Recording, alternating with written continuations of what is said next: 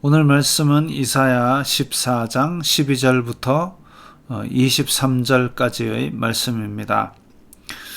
너 아침의 아들 계명성이여. 계명성은 난회주에 보니까 새벽별이라 그랬습니다. 이렇게 아주 문학적인 비유적인 표현을 썼기 때문에 12절부터 지금 15절까지를 보면 뭔가 신화적인 존재 같은 느낌이 듭니다. 그래서 이 고대 교부들은 그 유대인들의 어떤 귀신론에 근거하여 이것이 바로 천상에서 사탄이 추방당하던 그 모양이다라고 해석을 하기도 했습니다. 그런데 우리가 앞에서부터 쭉 읽어와서 아시겠지만 지금 바벨론에 대한, 아직 강대국이 되지 않은 바벨론, 그러나 나중에 커져서 많은 나라의 강포를 폭력을 행하고 또 교만한 그것에 대한 심판을 하나님께서 선포하다가 갑자기 뜬금없이 이렇게 사탄이 하늘에서 이렇게 내쫓겼다, 이런 얘기를 하기가 지금 맥이 맞지 않습니다. 그래서 지금은 이제 이것이 바벨론에 대한 심판, 바벨론 왕에 대한 심판의 어떤 문학적인 표현이다, 이렇게 이야기를 하고 있습니다. 예전에 80년대에 극단적인 종말론 이런 거 하는 사람들이 이제 사탄 이야기를 끄집어내서 겁을 줄 때에 뜬금없이 이사야 14장 딱 잘라가지고 와가지고 이런 사탄이 번개가 어쩌고 저쩌고 막 이렇게 얘기를 했지만, 지금 우리 이제 앞에서부터 13장에서부터 쭉 오면 이것이 지금 바벨론에 대한 심판의 아주 문학적인 표현이구나, 이렇게 보는 것이 제일 타당한 해석이라고 보겠습니다. 어찌 그리 하늘에서 떨어졌으며, 그러니까 아주 높게 교만한 상태에서 지금 완전 바닥으로 추락할 정도로 패망하는 모습을 나타냅니다. 너 열국을 엎은 자여, 어찌 그리 땅에 찍혔는고. 마찬가지로 여러 나라를 정복했는데 지금은 패망했죠. 그 예언의 결과로서 한 200년 후에 이제 완전히 패망하는 것을 말합니다. 내가 내 마음에 이르기를, 내가 하늘에 올라 하나님의 뭇별 위에 내 자리를 높이리라. 내가 북극 지폐의 산 위에 앉으리라. 자, 이런 표현들 보면 아이고, 하나님께서 북극 지폐라는 것이 있는데 거기에 모이는 천사 중에 누가 있었는데 그게 지금 내어 쫓기는 것이다. 북극에 지금도 뭐가 있니? 오로라가 있니? 아이고, 그렇게 끼워 맞추기보다는 바벨론 왕이다, 앞뒤 문맥에 의해서 해석하는 것이 더 나을 것으로 보입니다. 그렇도록 교만한, 거의 바벨론 왕이 자기를 하나님과 동급 그 이상으로 생각하는, 왜냐하면 고대 전쟁은 신들의 전쟁이라고 할 정도로 이쪽 나라는 이 신을 섬기고 이쪽 나라는 이 신을 섬긴다면, 그래서 둘이서 막 사람끼리 전쟁을 해놓고 이겼을 때에 엄지신이 이겼다, 이런 식으로 얘기하는 것처럼 지금 바벨론 왕은 여러 나라를 집어삼키다 보니까 그 신들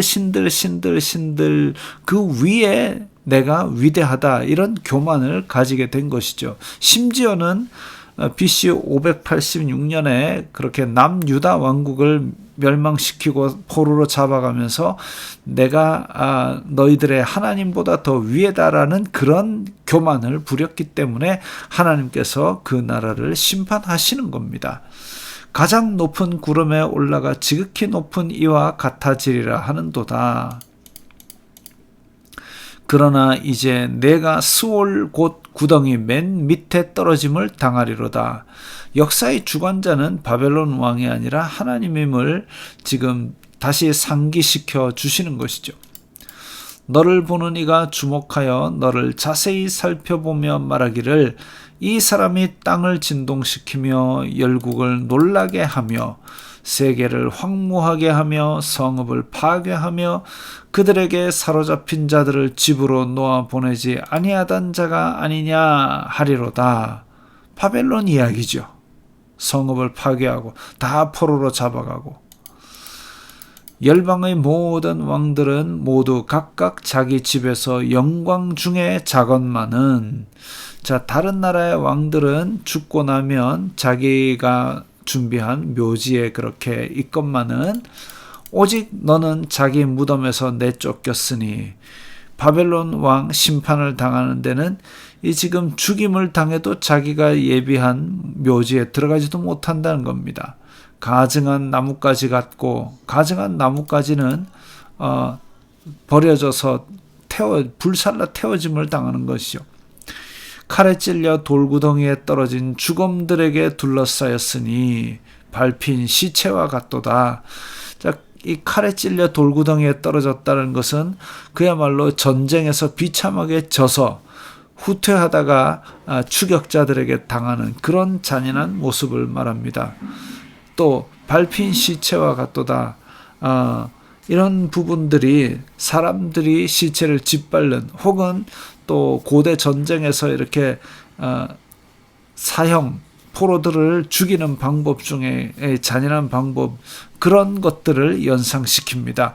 그래서 하나님 이상으로 자기의 자리를 높이려던 오만한 바벨론 왕이 결국은 지금 일반적으로 죽는 시체보다 훨씬 더 비참한 지경으로 떨어진 그 심판받은 상태를 말하고 있습니다.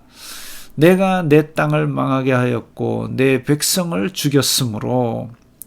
그래서 전쟁 좋아하는 지도자를 만나면, 옛날에 그 중국의 수나라도 고구려를 침략하려고 100만 대군을 일으켰다가 결국은 그 나라가 쇠약해져서 망하는 일을 겪지요. 그런데 지금 이 바벨론 같은 경우도 이렇게 온 나라를 삼켜서 큰 나라를 만들었지만 그의 교만과 포악함으로 인해서 하나님의 심판을 내리시니 결국은 땅이 망하고 백성이 죽는 겁니다. 그들과 함께 안장되지 못하나니 악을 행하는 자들의 후손은 영원히 이름이 불려지지 아니하리로다 할지니라.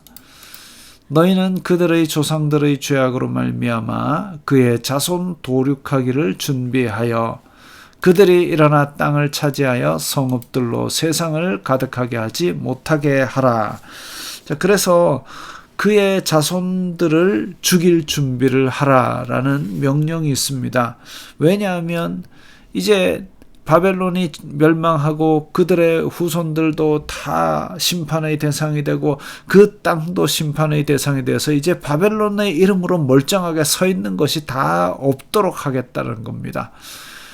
그야말로 끔찍한 심판이죠.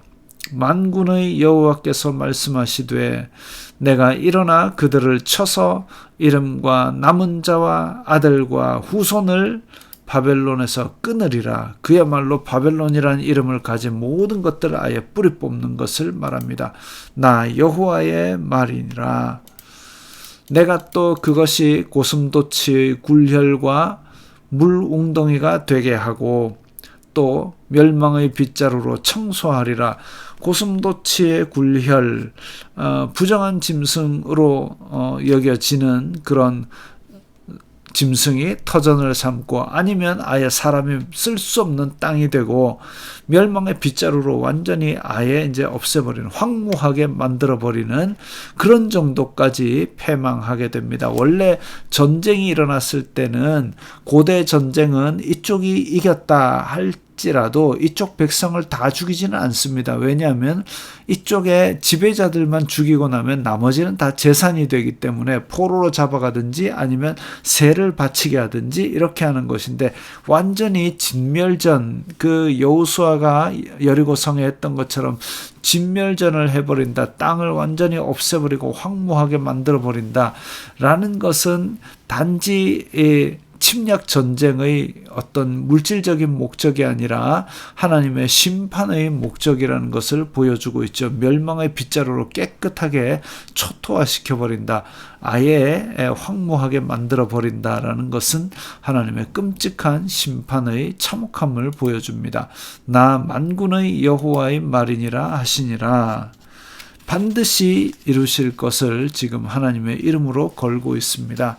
그리고 우리는 꼭 기억해야 될 것을 이 세상 끝날 예수 그리스도께서 오시는 날, 예고 없이 오셨을 때 분명히 심판의 날은 한 번 더 있을 것이고, 그것이 세상의 끝 심판이라는 것을 우리는 준비하고 두려워해야 할 것입니다.